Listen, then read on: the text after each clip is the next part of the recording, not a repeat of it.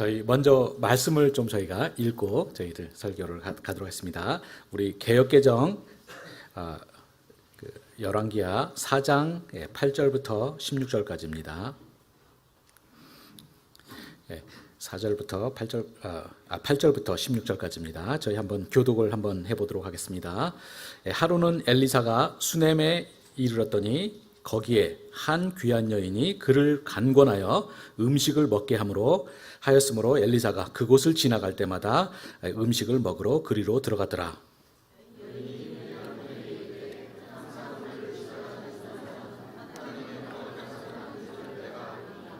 청하건대 우리가 그를 위하여 작은 방을 담 위에 만들고 침상과 책상과 의자와 촛대를 두사이다. 그가 우리에게 이르면 거기에 머물리다 하였더라. 자기 사환 게하시에게 이르되 이 수넴 여인을 불러오라 하니 곧 여인을 부르매 여인이 그 앞에 선지라.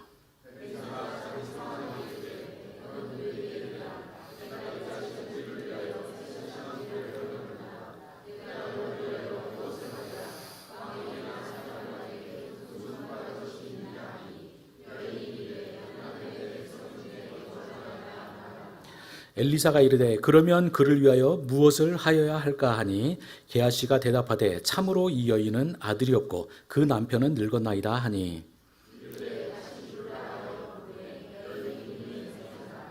같이 읽겠습니다. 엘리사가 이르되 한 해가 지나 이때쯤에 내가 아들을 안으리라 하니 여인이 이르되 아니로소이다. 내 주 하나님의 사람이여 당신의 계집종을 속이지 마옵소서 하니라. 아멘. 잠깐 제가 기도하겠습니다.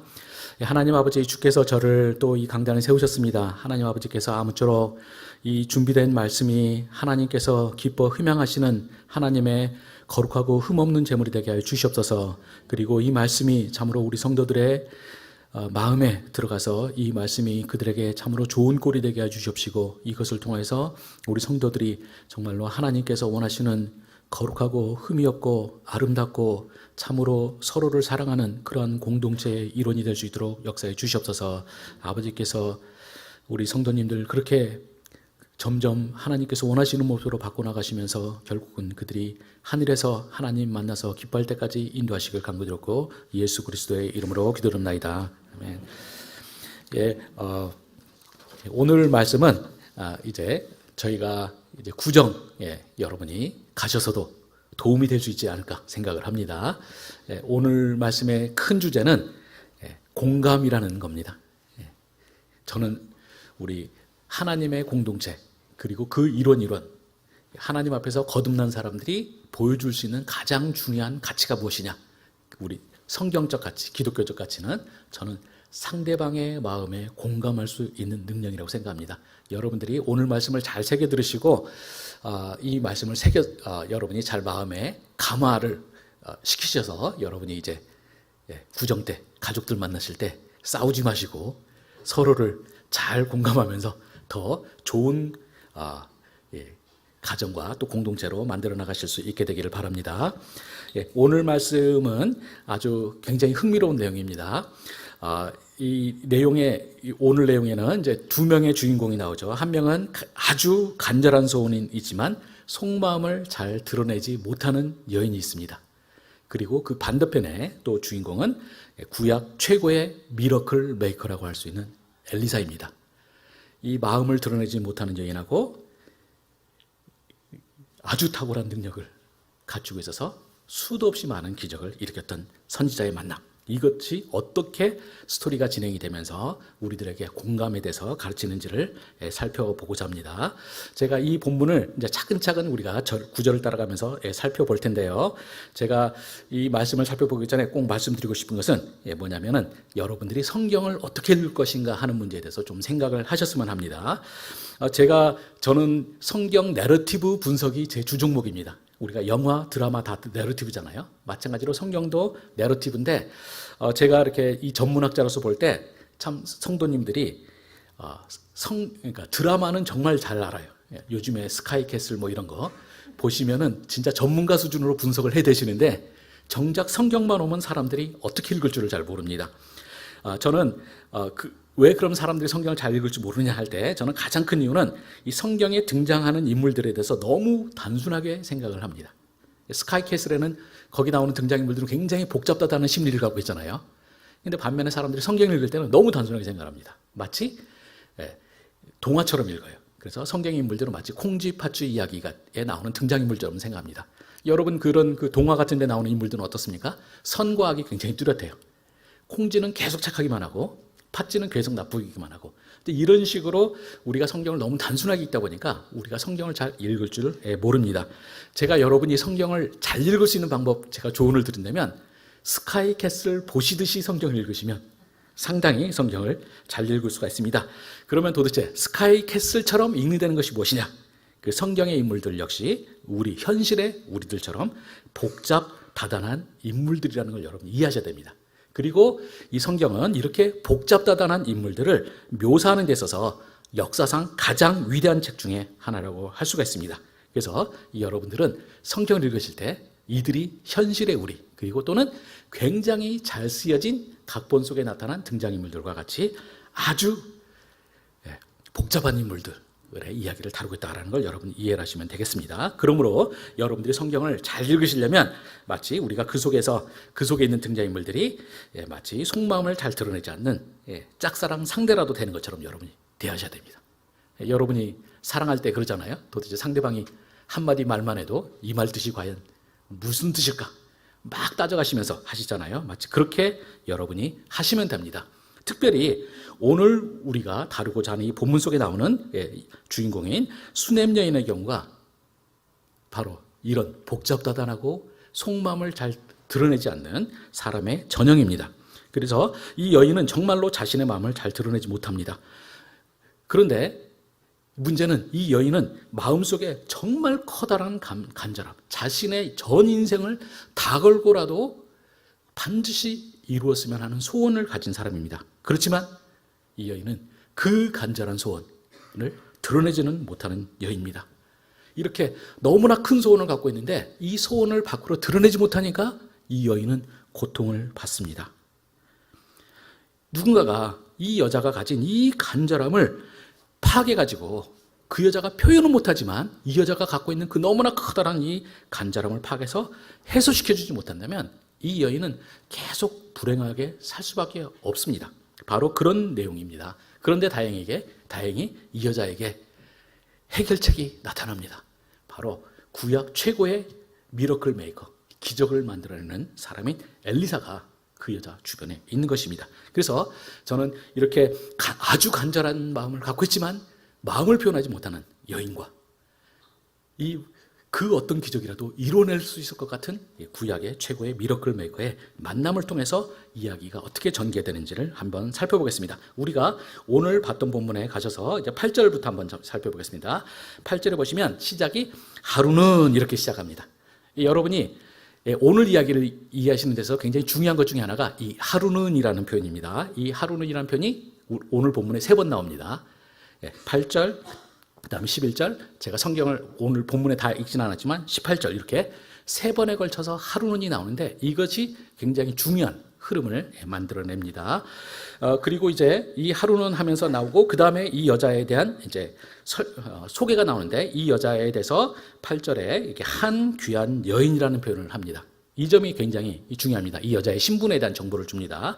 여러분이 5장 1절로 가시면은 이제 또 이제 나아만 장군의 이야기가 나옵니다. 근데 나아만 장군에 대해서 뭐라고 하냐면 5장 1절에 보면 아람 왕의 군대 장관 나아만은 그의 주인 앞에서 크고 존귀하니, 여기서 크고라고 되어 있는데요. 이것을 이제 직역을 하자면 큰 사람이란 뜻입니다. 그래서 큰 남자, 히브리어로 말하면 이제 큰 남자라고 되어 있고요. 마찬가지로 여기서 우리말 성경에서 4장 8절에서 이 수넴 여인을 귀한 여인이라고 되어 있지만 사실은 직역을 하자면 큰 여인입니다. 나아만도 큰 남자고요. 이 여자도 큰 여자입니다. 근데 이 나아만을 보면 그 당시에 이스라엘보다 더 강했던 대국 그 아람에서 2인자 정도 되는 사람이 바로 나아만이었어요. 그 사람을 큰 남자라고 했고요. 이 여자에게 똑같은 표현이 바로 그 앞에 이야기에서 사용이 되는 겁니다. 바로 이것을 통해서 우리는 이 여자가 상당히 신분이 높은 여자인 걸 알 수가 있고요. 이 여자가 신분이 높기 때문에 이 여자는 더더욱 자신의 간절함을 잘 표현 못하는 경향이 있습니다. 그래서 이 여자가 엘리사에게 굉장히 큰 소망을 가지고 다가는 가지만 이 여자는 자신의 예의를 차립니다. 엘리사 앞에서 계속 품격을 가지고 약간의 거리를 두고 아주 우아한 귀족 남자와 여자가 하듯이 서로 이렇게 막연하게 예의 차리면서 그렇게 진행이 되는 것입니다. 그것이 안타깝습니다. 이렇게 이 여자는 굉장히 신분이 큰 여자였지만 또 다른 한편으로는 이 고대 이스라엘 사회 시스템 속에서 상당히 신분이 불안한 여자이기도 했습니다. 왜 그러냐면 이 15절 내용을 쭉 보면은 이 여자는 굉장히 나이가 많은 남편과 결혼했던 것 같습니다. 근데 이 남편이 너무나 나이가 많아서 이 자기 젊은 아내를 통해서 애를 낳을 수도 없을 만큼 그렇게 나이가 많았습니다. 그래서 그만큼 나이 차이가 있었고요. 그래서 이 여자는 이제 굉장히 남편을 통해서 굉장히 고귀한 신분을 얻었지만 이 남편이 애를 자기에게 낳게 해주지 못하고 죽어버리면은 이 여자의 모든 것도 다 날아가 버리는 그런 것입니다. 그래서 굉장히 귀한 상태에 있지만 또 굉장히 불안정한 상태에 있습니다. 바로 그래서 그래서 이 모든 것이 고귀하지만 한순간에 무너져 내릴 수 있는 신분을 가진 것이 바로 이 여인이고요. 이 여자가 이렇게 위태로운 상황이 속에서 이제 자신의 소원을 갖는다는 것이 바로 오늘 이야기를 끌어나가는 배경입니다. 그래서 다시 우리가 8절로 가보면 이렇습니다. 하루는 엘리사가 수넴에 이르렀더니 거기서 한 귀한 여인이 그를 간권하여 음식을 먹게 하였으므로 라고 나옵니다. 여기서 간권하다라는 표현이 나오는데요. 이 표현이 상당히 이 이야기를 이해하는 데 있어서 중요합니다. 왜냐하면 이 여자가 이 8장 전체에서 이 속마음을 드러내지 못하는 여자가 속마음을 드러내는 순간이 딱 2번 나옵니다. 한 번이 바로 이 간권하다라는 표현이고요. 나중에 27절 가면 다시 한 번 나옵니다. 우리말로는 똑같이 번역이 안 됐는데 히브리어로는 똑같습니다. 하여튼 그래서 이 여자가 자신의 마음을 이제 드러냈던 한 번이기 때문에 여러분이 잘 파악하셔야 됩니다. 이 속마음을 잘 드러내지 못한 여자가 어쩐 일로 엘리사를 보자 마구마구 졸라가지고 간권해서 엘리사가 자기 집에 와서 음식을 먹게 만듭니다. 그리고 얼마나 여자가 간권했던지 엘리사가 8절 후반절에 보시면 이제 나중에 엘리사가 그곳을 지나갈 때마다 음식을 먹으러 그리로 들어가게 되었다고 합니다. 이 여자가 계속 졸라고 엘리사가 당대 최고의 미러클 메이커인 엘리사가 계속 자기 집에 들어오게 만들었습니다. 편하게 만들었습니다. 도대체 여자는 왜 이렇게 했을까요? 제가 이제 설명을 하니까 여러분이 어느 정도 감을 잡으시겠지만 본문 내에서는 아직은 잘 안 드러납니다. 그냥 이야기는 무심코 흘러나갑니다. 성경 이야기를 읽을 때 힘든 이유가 뭐냐면 성경은 핵심적인 이야기는 잘 설명을 안 해주는 경향이 있어요. 그냥 무심코 흘러나가 버립니다. 그래서 여러분이 이 작은 단서를 포착하시면 성경 이야기는 너무나 흥미롭고 생생하고 의미심장하게 다가옵니다. 근데 이런 정보들을 읽어낼 능력이 없으면 그냥 무슨 일 일어났는지도 모르고 휙 지나가 버립니다. 혹시 여러분이 성경 읽으실 때 재미없다 하시는 분들은 자신을 한탄하셔야 돼요. 왜냐하면 성경 이야기는 역사상 가장 위대한 힘을 가진 이야기인 게 이미 다 증명이 되어 있습니다. 못 읽으면 우리가 못 읽는 거지 성경이 절대 부족한 게 아닙니다. 그래서 여러분들이 여기서 예민하게 뭔가 있구나라는 걸 생각을 하시기 바랍니다. 그리고 나서는 이제 9절 10절 한번 저희가 같이 한번 읽어볼까요? 교독으로 한번 하겠습니다. 여인이 그의 남편에게 이르되 항상 우리를 지나가는 이 사람은 하나님의 거룩한 사람인 줄을 내가 아노니.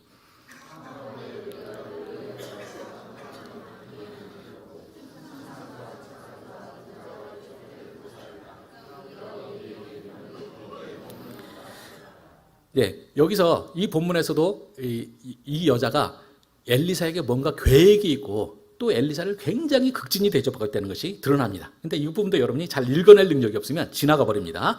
이 여자가 이제 드러내진 않지만 그래도 은근히 드러나 있는 마음을 볼 수 있는 단서가 한 2가지 정도 있습니다. 첫 번째, 이 여자는 9절에서 엘리사를 볼 때 하나님의 거룩한 사람이라고 부릅니다. 원래 성경에서 하나님의 사람이라는 표현은 선지자란 이름의 별칭입니다. 우리가 여러분이 성경 읽으시다 보면 하나님의 사람이 이런 표현 나와요. 그 말은 이제 다른 말로 하면 선지자가 이렇게 말합니다. 근데 이 여자는 엘리사를 지칭할 때 하나님의 사람이라고 단순하게 한 것이 아니라 하나님의 거룩한 사람이라는 표현을 썼습니다. 이 하나님의 사람이라는 표현 속에 거룩한이라는 표현이 들어간 유일한 본문이 바로 여기입니다. 이 여자는 이 엘리사가 단순한 선지자가 아니라 어마어마한 선지자라는 표현을 바로 이렇게 하나님의 거룩한 사람이라는 표현을 씁니다. 두 번째, 이 여자가 이 엘리사에게 공을 들이고 있다는 표현이 어디로 더 나타나냐면 10절에서 보시면 자, 남편에게 부탁하면서 그 엘리사를 위해서 방을 만들어주고 침상, 책상, 의자, 촛대를 제공해주고자 합니다. 이것도 이게 별거냐 생각하실 수 있어요. 그런데 성경저자들은요, 학자들이 몇십 년 동안 지금까지 내러티브 학자들이 분석한 바에 따르면 성경학자들은 정말 말을 아끼는 사람들이에요. 예, 정말 어떤 것에 대해 단서를 잘 안 주고 참 아껴요. 근데 쓸데없이 성경 저자들이 말을 많이 하는 순간이 있습니다. 그거는 뭐냐면 어떤 정보를 줍니다. 여기에서 이 여자가 이렇게 가구를 그냥 방 하나 줍시다 이게 아니라 가구를 일일이 나열하면서 쭉 말하는 거. 바로 뭐냐? 이 장황한 가구를 쓰는 여자가 엘리사를 특별하게 대접하고 있다는 걸 보여주는 거고요. 바로 이런 것들이 이 여자가 엘리사에게 뭔가 간절함이 있다는 것을 보여줍니다. 그런데 이 여자는 이렇게 엘리사에게 간절함을 베풀면서 이 간절한 마음을 엘리사에게도 말하지 않고 자기 남편에게도 말하지 않습니다. 그냥 여자는 상황을 그렇게 끌고 갑니다. 이제 11절, 12절을 우리가 다시 한번 저희들 한번 교독을 해보겠습니다. 11절에 이렇게 됐습니다. 하루는 엘리사가 거기에 이르러 그 방에 들어가 누웠더니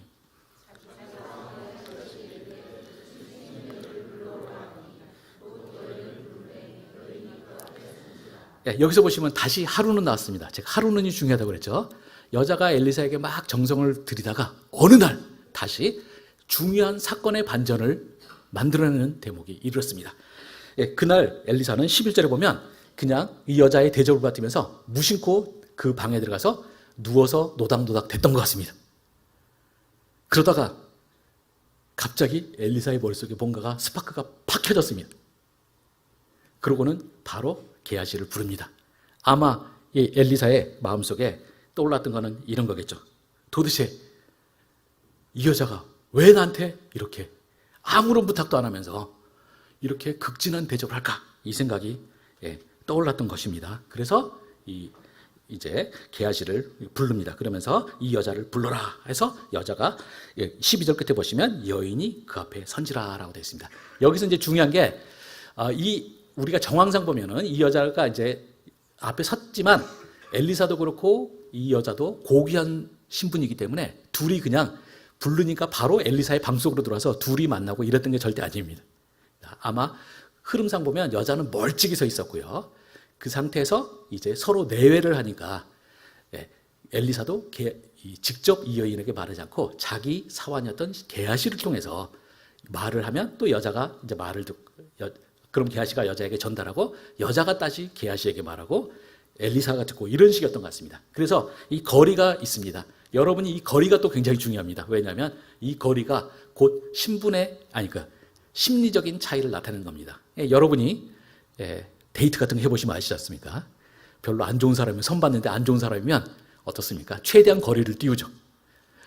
근데 좀 좋으면 어떡합니까? 겉으로는 띄우고 싶어도 몸이 자꾸 그쪽으로 기울어져요.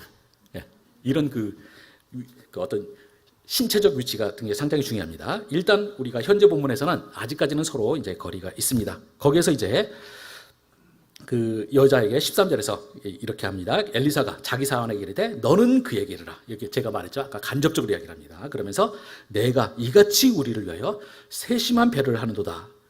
너를 위하여 무엇을 하라? 왕에게나 사령관에게나 무엇을 구할 것이 있느냐? 이렇게 말을 합니다. 바로 엘리사가 이제 깨달음이 누워있다가 깨달음이 있었던 거죠. 바로 여자가 이렇게 정성을 들이는 것은 뭔가 있다라고 하면서 이제 네가 왜 이렇게 하느냐라고 말을 합니다. 그런데 이때 여자의 대답이 뭐라고 그러면서 이제 여기서 보면 엘리사가 자신에 대해서 상당한 자부심이 있죠.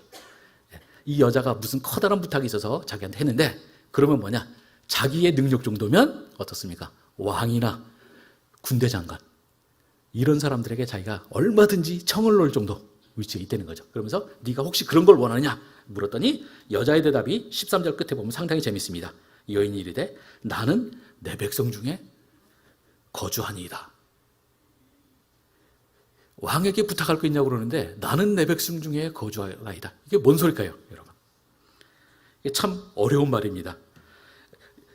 저는 이런 모습이 이 여자가 보여주는 형태라고 생각합니다. 이 여자는 절대 자신의 속마음을 드러내지 않아요.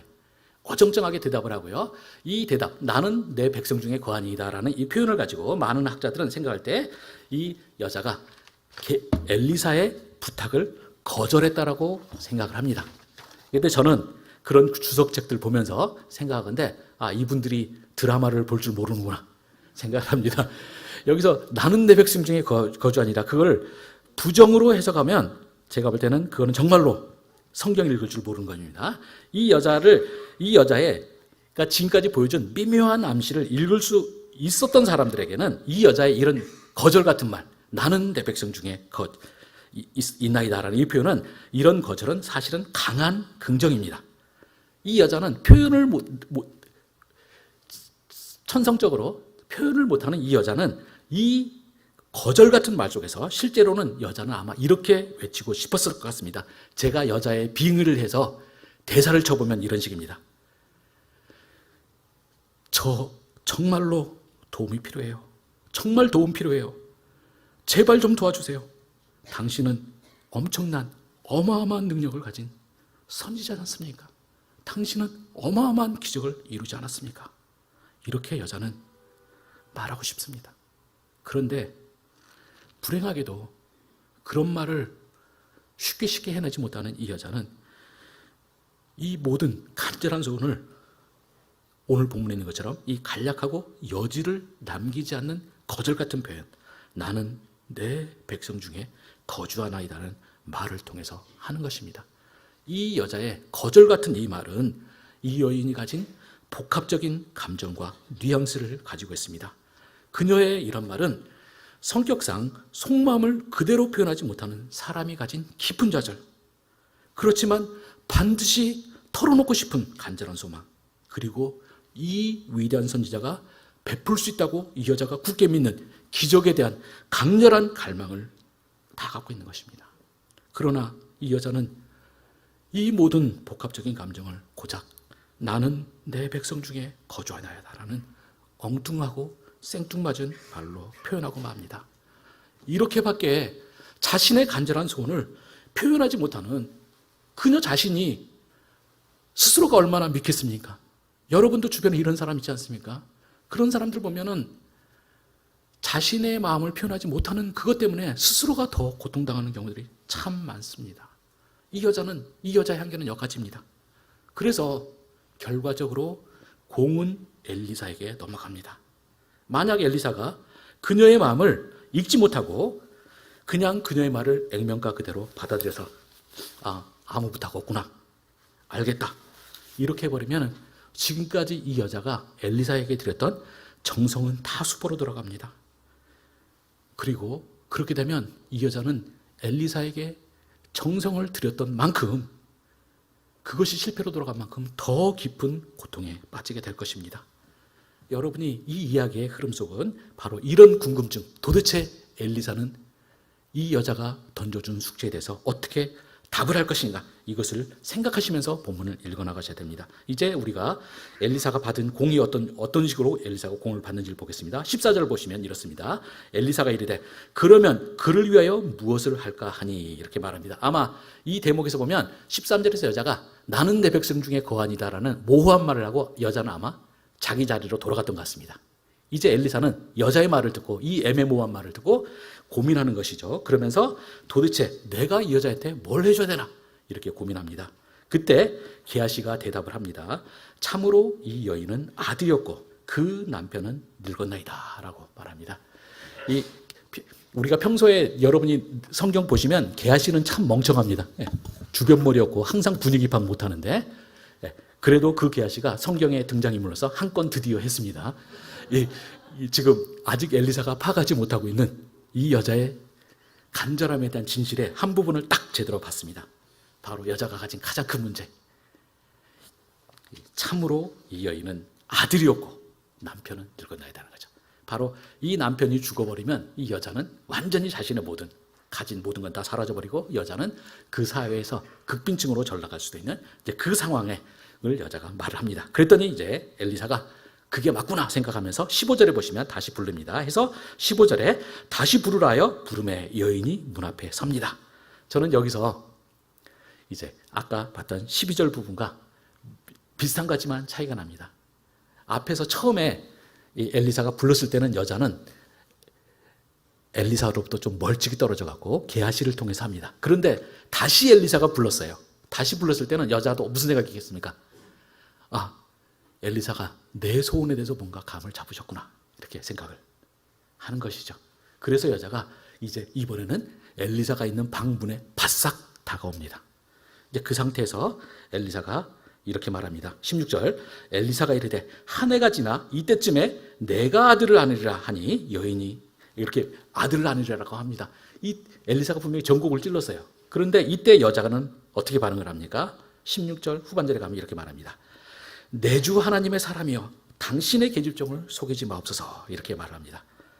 자, 이 대답이 도대체 뭘까요? 저는 이 대답은 이 여자의 심리에 대해서 몇 가지를 보여준다고 생각합니다. 첫 번째로 이 엘리사와 거리가 가까워졌습니다.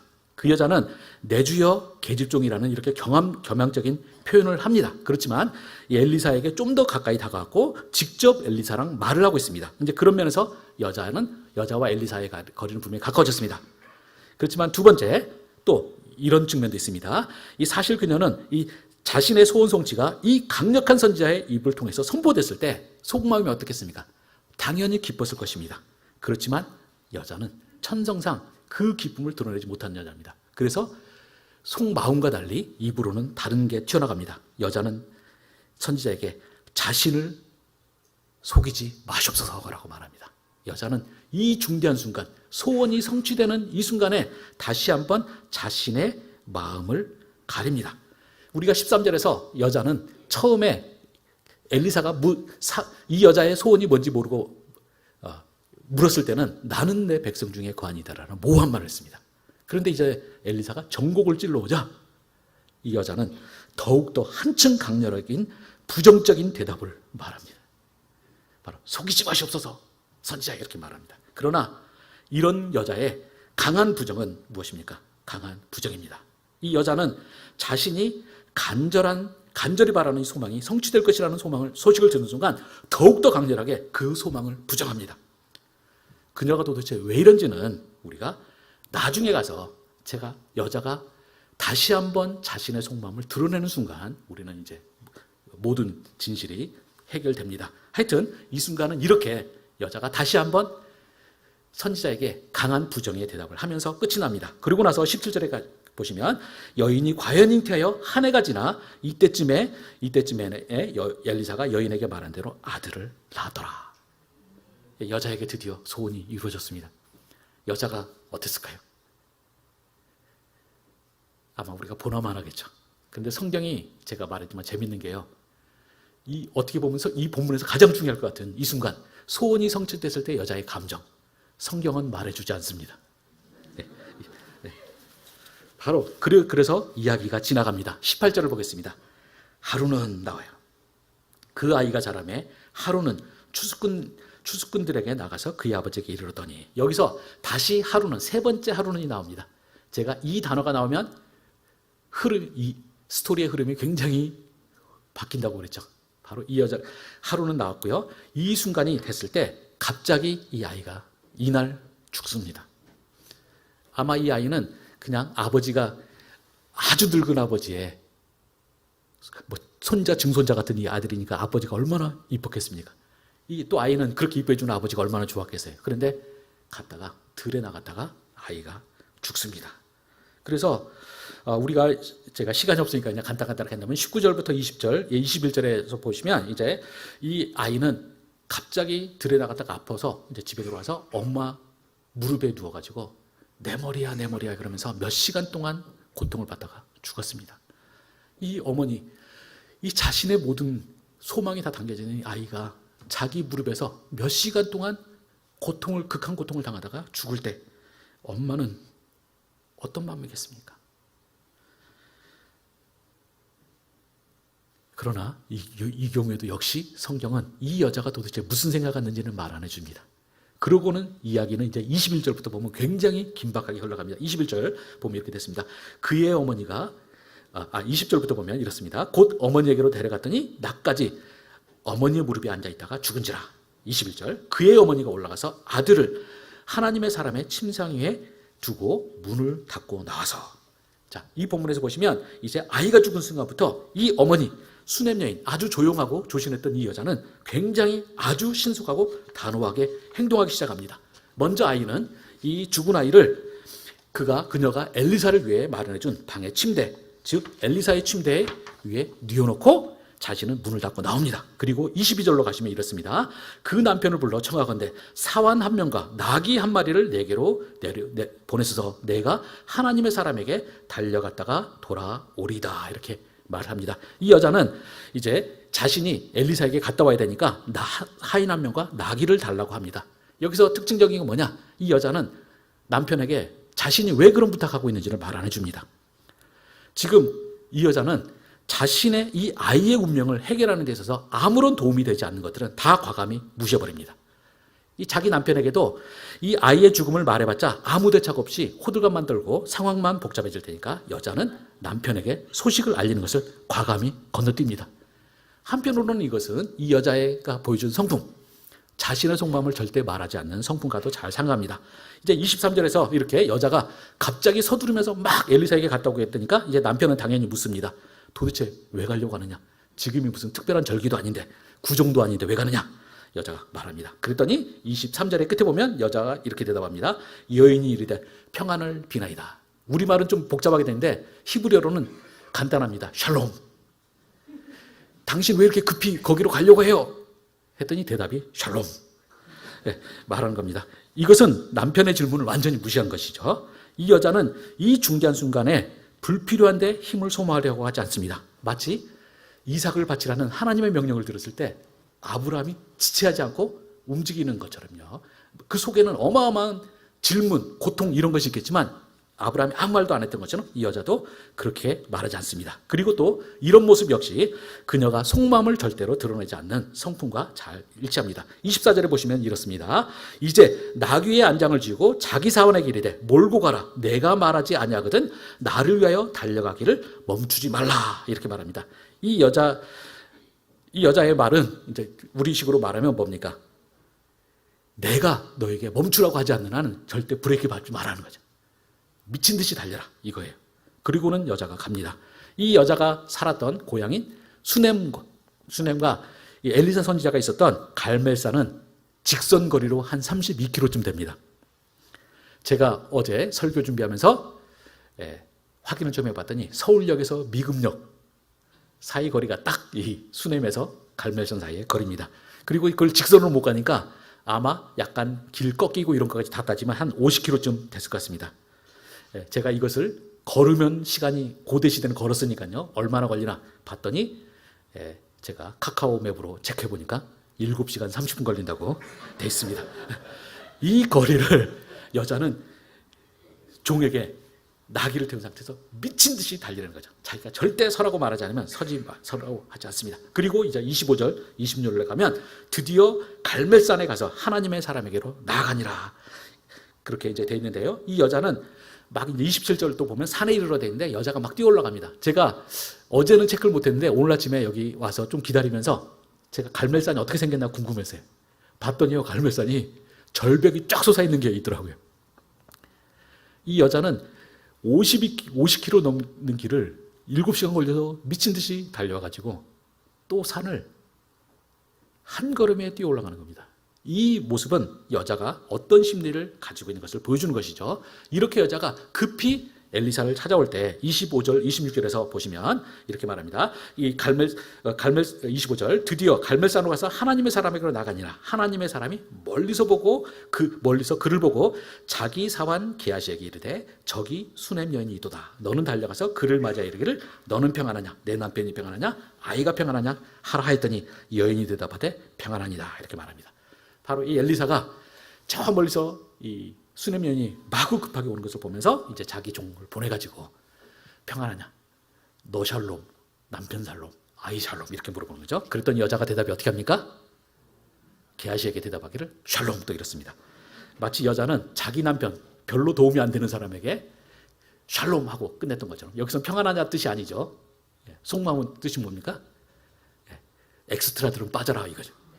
그냥 당신들과 내가 이야기하고 싶지 않다. 그래서 샬롬하고 합니다. 이 역시 여자의 마음을 드러내지 않는 이 성품과 잘 일치합니다. 그러고 나선 드디어 27절에 보겠습니다. 한번 읽어보겠습니다. 산에 이르러 하나님의 사람에게 나아가서 그 발을 아는지라.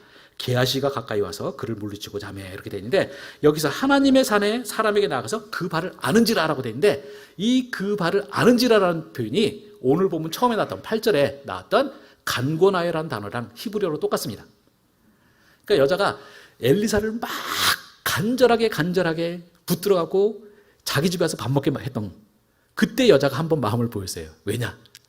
이 사람이 뭔가를 해줄 수 있다고 생각했기 때문에. 그리고 이제 두 번째입니다. 아이가 죽어버린 상황에서 이 여자는 이 52km를 달려오고 그 다음에 그 가파른 산을 뛰어 올라가 가지고 엘리사를 보자마자 그 발을 꽉 붙드는 것입니다. 바로 이 순간에 여자의 감정이 다시 한번 드러났습니다. 그리고 저는 여기에서 중요한 게 여자와 엘리사 사이의 거리입니다.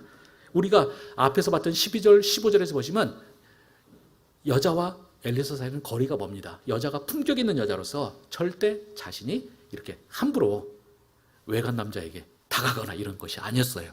그런데 이제 자신의 아이가 죽어버린 상황 속에서 이 여자는 더 이상 체면 차리고 뭐 이런 할 수가 없습니다. 그냥 자신의 마음을 풀어줄 수 있는 이 유일한 사람, 이 엘리사의 발을 꽉 붙드는 것이죠. 그걸 통해서 자신의 마음을 드러냅니다. 이 아들이 죽어버린 지금, 그녀의 인생 전부가 무너져버린 것과 같은 지금, 자신의 모든 소망이 죽어버린 지금, 그녀는 더 이상 자신의 품격, 속마음을 절대 드러내지 않는 태도를 유지할 수가 없었습니다.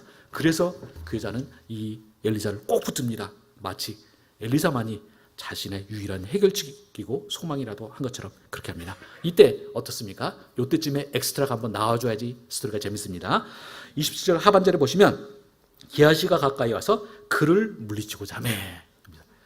이 여자가 자기 스승님 발잡고 하니까 이 게하시가, 눈치 없는 게하시가 여자를 뜯어내려고 막 합니다. 그때 저는 제가 성경에서 가장 사랑하는 대목 중에 하나예요. 20절 제일 끝부분에 보면 이렇게 되어 있습니다. 하나님의 사람이 이르되 가만두라. 그의 영혼이 괴로워하지만은 여호와께서 내게 숨기시고 이르지 아니하였도다 라고 말합니다.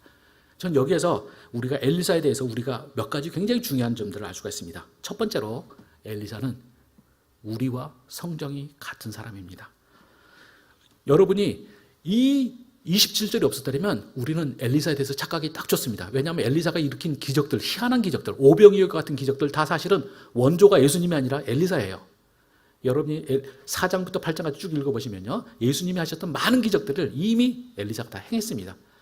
근데 거기에 보면 우리가 성경의 다른 데 같으면 하나님께서 모세로 하여금 그 기적을 행하게 하셨다 이런 식으로 나오는데 엘리사 케이스는 그런 것도 안 나와요. 그렇기 때문에 우리가, 여러분이 성경을 읽을 줄 모르면 엘리사가 정말로 개인의 능력으로 이 모든 이적을 행한 것처럼 오해할 수가 있습니다. 아마 이 여자도 어쩌면은 엘리사에 대해서 그렇게 오해했기 때문에 이렇게 엘리사한테 매달렸을 수가 있습니다. 그런데 이 27절이 보여주는 것이 무엇입니까? 엘리사도 성정이 같은 사람입니다. 그래서 하나님께서 자신에게 여자의 문제에 대해서 알려주지 않으면 자기도 알 수가 없습니다. 바로 엘리사도 우리와 성정이 같은 인간일 뿐입니다. 절대 그가 스스로의 능력으로 기적을 일으킨 것이 아닙니다. 이것이 엘리사에 대해서 볼 수 있는 첫 번째고요. 두 번째로 하나님이 안 가르쳐 주셨지만 분위기와 정황만으로도 엘리사는 여인이 깊은 문제가 있다는 것을 깨닫습니다. 여기서 중요한 거, 하나님께서 우리들에게 능력을 주지 않으시면 우리가 어떻게 하겠습니까? 우리가 상대방에 대한 마음의 예민함, 통찰력을 가지고 상대방의 문제를 봐야 되는 것이죠. 여기서 게하시와 엘리사가 보여주는 차이가 바로 이것입니다. 게하시가 눈치가 없어서 못 보는 것을 엘리사는 느끼는 거죠. 그래서 엘리사는 이 속마음을 드러내지 못하는 여자가 자기의 발을 꼭 붙들고 있는 그 순간에 그것을 그대로 두라라고 하는 것이죠. 바로 이 여자가 마음을 쏟아낼 수 있는 그 기회를 여자가 허락하는 것입니다. 그리고 나서 28절에 가면 이렇습니다. 여인이 이르되 내가 내 주께 아들을 구하더이까 나를 속이지 말라고 내가 말하지 아니하이까 말합니다. 지금 여자는 50km가 넘는 길을 달려와가고 전속력으로 달려와서 또 가파른 산을 올라와가지고 체면 불구하고 선지자의 발을 꼭 잡았던 여자가 입은 딴소리가 나오는 거예요. 여기서 나를 속이지 말라고 하다니까라는 것을 많은 사람들이 오해를 합니다. 많은 주석가들이 아까 앞에서 봤던 그 앞에서도 나를 속이지 말라고 하지 않다니까라고 했던 말이잖아요. 똑같은 말로 생각합니다. 근데 히브리어가 틀려요, 사실은요. 근데 이거를 제대로 분석하고 있는 주석가들이 거의 없습니다. 근데 이거를 제가 잘 살펴보고 그 다음에 정말 구하기 힘든 자료들을 통해서 다 보면은 분명히 히브리어 단어가 뜻입니다. 여자는 헛된 소망을 품게 하지 말라고 하니까, 그러니까 속이지 말라고 한 것이 아니고요. 사실은 말하자면 이렇게 여자의 말을 좀 더 정확하게 번역하면 이렇게 말합니다. 여자는 나로 하여금 헛된 소망을 품게 하지 말라고 하지 않다이까라고 말합니다. 이 여자는 이것이 바로 여자의 말에 가장 이제 잘 드러나는 부분이죠. 이 여자는 이제 지금까지 계속적으로 자신의 표현, 특히 아이를 낳는 것에 대해서 아이와 관련된 소원을 표현하지 않았던 이유는 뭐냐? 바로 이 여자가 스스로가 말하듯이 이것이 헛된 소망이 될까 봐 하는 거예요. 이 아이를 낳아야지 자신의 인생이 완전히 공고하게 되고 평안해지는데 그 아이를 너무나 간절한 그런 거 있지 않습니까, 여러분? 너무 간절한 소원은 표현하면 그것이 사라져버릴까 봐 우리가 무서워하는 경우가 있어요. 여자는 그랬던 것입니다. 그래서 엘리사에게 온갖 정성을 들이면서도 절대 표현하지 못한 거. 혹시라도 자기가 이거를 이 뻥끗이라도 했다가는 날아가 버릴 것 같은데 그래서 표현을 못했던 것이죠. 그런데 다행히도 엘리사가 알아줘가지고 소원을 풀어줬고 아이를 낳고 지금까지 키웠어요. 그 아이가 죽어버린 순간에 이 여자는 자신의 마음의 간절함이 좌절됐을 때 그것이 손에 들어왔던 이 소망이 다시 손 밖으로 빠져나갔을 때 가지는 모든 고통을 이 엘리사에게 전부 다 쏟아붓는 것이죠. 나에게 헛된 소망을 갖지 갖게 하지 말라고 하지 않았습니까? 라고 말하는 것입니다. 이제 이 여자의 이 속마음이 최초로 드러난 이것을 통해서 우리는 퍼즐 조각이 다 이제 논리적으로 맞춰집니다. 이 스토리는 이렇게 됩니다. 여자는 처음에 여자가 엄청난 선지자 엘리사에게 호의를 베푼 것은 그녀가 단지 이 위대한 선지자를 잘 섬기고 싶어서 했던 것이 아닙니다. 그녀는 이 선지자라면 혹시 자신의 문제, 즉 늙은 남편과의 사이에 꼭 필요한 아들을 낳게 해줄지 모른다고 생각했던 것 같습니다. 그래서 그녀는 그렇지만 이런 여자의 이런 소망은 어쩌면 그 여자의 의식 밖으로 나와 있는 건 아닐 수도 있어요. 무의식 속에 저 깊이 있는 것일 수 있습니다. 그렇지만 그것은 그 여자의 의식보다도 더 중요했던 소원이었습니다. 그런데 그 여자는 이런 소원을 드러내는 여자는 못했습니다. 그래서 여자는 소원이 강하면 강할수록 그것을 선지자에 대한 친절로 바꿨습니다. 그리고 선지자가 자신의 이 친절의 이유를 알아주면 좋지만 못 알아주면 그것도 어쩔 수 없다 이렇게 생각했습니다. 그런데 선지자가 다행히 그 여자의 마음을 알아채고 아기를 낳게 해줬습니다. 그래서 소원이 이루어졌습니다. 근데 이 소원이 이루어질 것 같은 순간에도 숨겼고 아이가 난 다음에도 숨겼습니다. 그런데 이 소원의 결과물인 아이가 죽어버렸습니다. 이제 그 아이가 죽어버리자 이 아이를 향한 그녀의 소원의 강렬함은 이제 그 아이의 죽음을 남편에게도 알리지 않고 50km를 미친 듯이 달려고 산을 뛰어올라 덥석 엘리사의 발을 잡은 것에서 볼 수가 있습니다. 그 전까지 거리를 두고 뇌를 하던 이 선지자의 다리를 덥석 잡은 것이 이제 아이들의 죽음 앞에서 더 이상 잃을 것이 없는 그녀가 더 이상 자신의 속마음을 들지 않는 것과 잘 상응합니다. 이제 그러고는 여자가 이제 원망을 쏟아냅니다. 그런데 그 여자가 했던 표현 28절에 보시면 내 후에 내가 내 주께 아들을 구하더이까 나를 속이지 말라고 내가 말하지 아니하더이까라는 말의 진정한 뜻을 제가 다시 여자의 빙의돼 가지고 대사를 쳐보면 이렇습니다. 선지자님, 이 아이가 이렇게 허무하게 죽게 될 거면 왜 처음부터 저에게 헛된 희망을 주셨습니까? 차라리 저를 그냥 안타까움만 갖고 살다 죽게 내버려 주지 않으셨습니까? 제가 아이를 갖도록 해주셔서 제가 제 인생에서 절대 가져서는 안 되는 큰 희망과 선물을 갖게 하셨다가 이렇게 뺏어가 버리시면 저는 이제 어떻게 삽니까? 선지자여, 왜 그랬습니까? 왜 이제 제 마음을 이렇게 갈기갈기 찢어놓으세요? 이렇게 말을 여자는 했을 것입니다. 이게 여자가 하고자 하는 말입니다. 근데 이 여자가 왜 이렇게 그 고생을 해서 엘리사에게 쫓아와서 엘리사에게 이 말을 할까요? 원망을 할까요? 그것은 이 여자가 생각할 때는 엘리사가 이번에도 자신의 문제를 해결해 줄 수 있으리라는 확신이 있기 때문이죠. 강한 원망은 강한 소망의 표시이기도 한 것입니다. 그리고 그 결과적으로 우리는 29절부터 36절을 보시면 이제 엘리사가 그 기적적으로 그 아이를 살려냅니다. 그리고 37절에서 여자는 이제 살아난 아이를 그 여자의 품에 돌려주자. 이 여자는 다시 그냥 감사하다는 인사도 없이 그냥 본문에서 사라집니다. 여자가 마음이 어땠을까요? 잘 모릅니다. 제가 볼 때는 아주 이 여자의 성품과 잘 맞는 것 같습니다. 마지막 분까지도. 근데 저는 이 이야기를 보면서 저는 이 이야기가 주는 힘이 뭘까요? 저는 애가 기적적으로 태어나고 기적적으로 살아나고 이런 것보다 더 중요한 것은 바로 저는 공감이라고 생각합니다. 제가 예전에 봤던 굉장히 제가 좋아하는 구약신학책에서 이런 얘기를 합니다. 우리가 불교 같은데 또 그 다음에 그리스 철학 같은 데서는 가장 좋은, 가장 최고의 감정의 목표가 뭔지 아세요?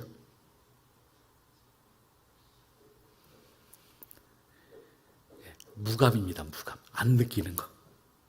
이것이 굉장히 중요한 거예요. 불교에서도 보시면 뭡니까? 어떤 고통이든지 좋은 것이든 나쁜 것인지 거기에 휘둘리지 않는 것을 강조해요. 그리고 그리스 철학, 스토아 철학 이런 것도 역시 흔들리지 않는 겁니다. 또 에피쿠로스, 쾌락 철학이라고 하지만요. 쾌락 철학을 잘못 알고 있는 거고요. 쾌락 철학을 추구하는 것도 사실은 스토아 철학과 같습니다. 어떤 상태에서도 휘둘리지 않는 마음이에요. 근데 여러분 성경이 강조하고 있는 가장 중요한 감정 상태는 뭔지 아십니까? 성경이 가르치는 중요한 감정은요. 공감 능력이에요. 상대방의 마음을 같이 느끼는 것. 이것이 중요합니다. 그래서 예수님께서는 그 시대를 비판할 때 이런 말씀하셨습니다. 마태복음 11장 16, 17절을 보면 이렇게 말합니다. 이 세대를 무엇으로 비유할까? 비유하건대 아이들이 장터에 앉아 제 동물을 불러 이르되 우리가 너희를 향하여 피리를 불어도 너희가 춤추지 않고 우리가 슬피 울어도 너희가 가슴을 치지 아니하였다함과 같으니라라는 것입니다. 바로 여러분이 말세, 무너지는 시대, 망해가는 시대의 가장 큰 문제는 뭐냐?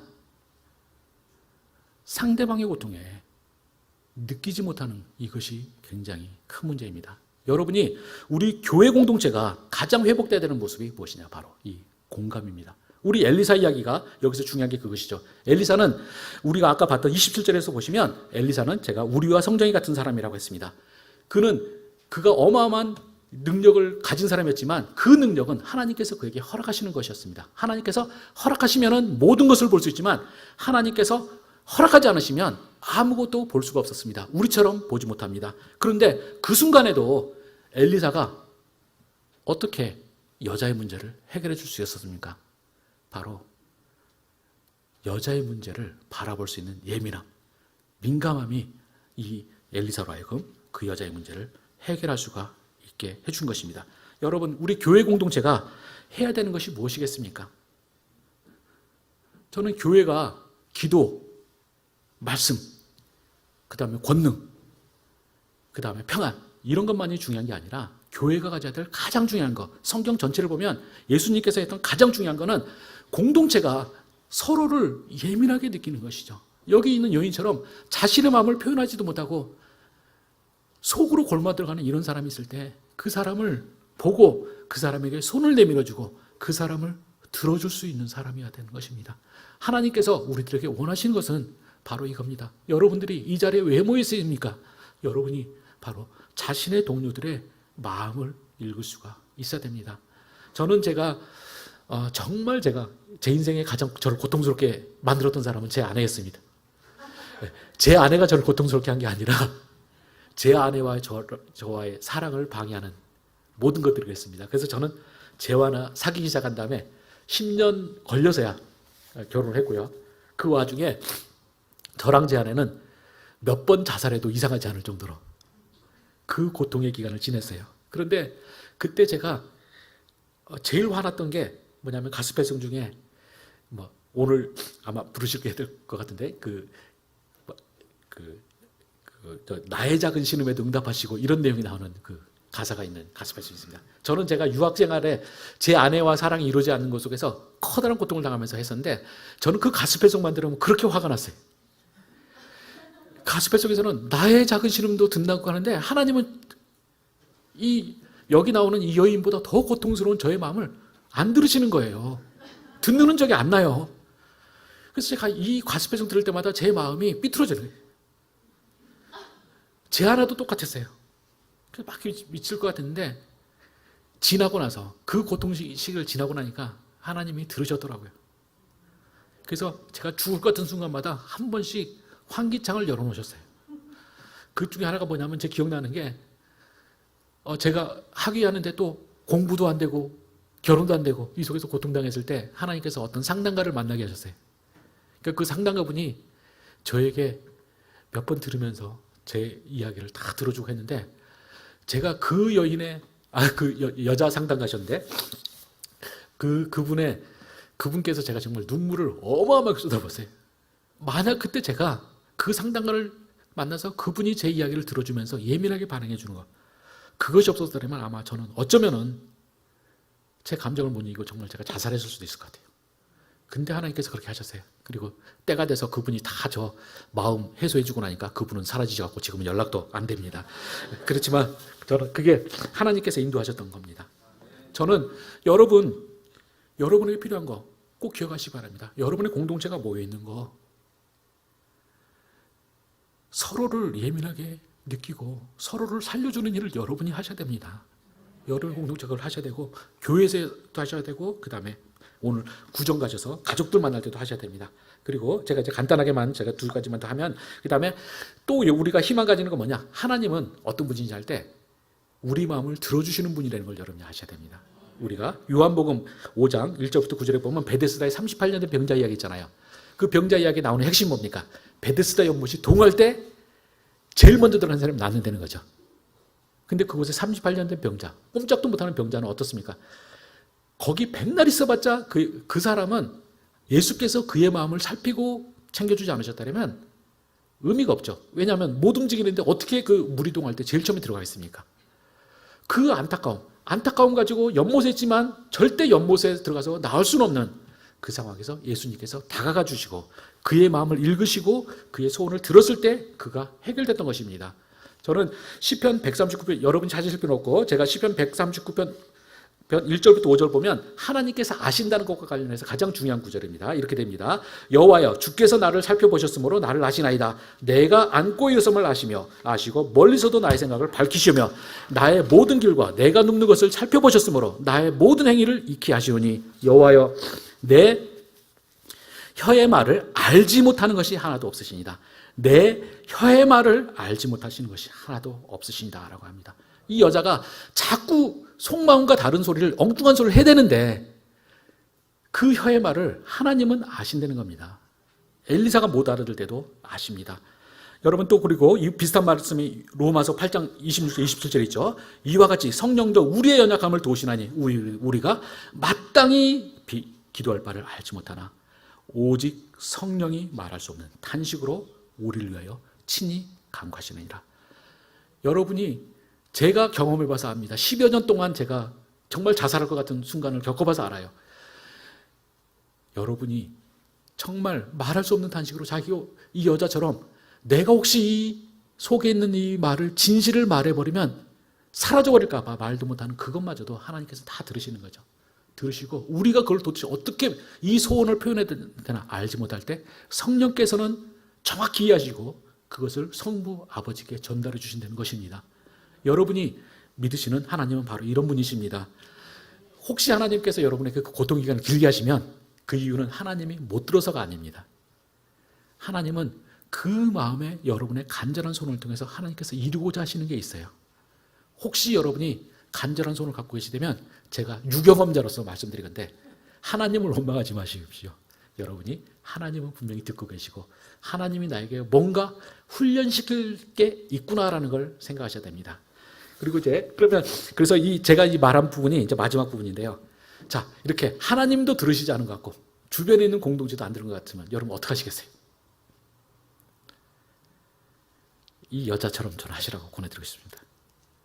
이 여자 자신도 자신의 소원을 어떻게 표현할지도 모르겠고 하는데 여자가 어떻습니까? 하나님의 능력 있는 종, 엘리사가 혹시 하지 않을까라고 온갖 정성을 들여서 자신을 합니다. 바로 여자는 자신의 소원에 어떻게든지 다가가려고 자신의 방식으로 했던 것이죠. 저는 하나님이 여러분에게 소중하게 생각하시는 건 바로 이런 겁니다. 여러분이 정말 소원이 있으시면 여러분이 하나님을 간구하시기 바랍니다. 하나님을 붙드시기 바랍니다. 그러면은 어느 순간에 때가 될 때 하나님께서 하나님의 때가 되셨을 때 여러분의 소원을 들어주십니다. 혹시 여러분의 소원이 여러분을 좌절시키면 이 이야기처럼 다시 거듭 아이를 살려서라도 다시 여러분의 소원을 응답하십니다. 여러분이 그런 하나님을 만나시고 경험하시길 바랍니다. 그래서 여러분이 이것으로 은혜 받길 바라고 제가 마치겠습니다. 기도하겠습니다.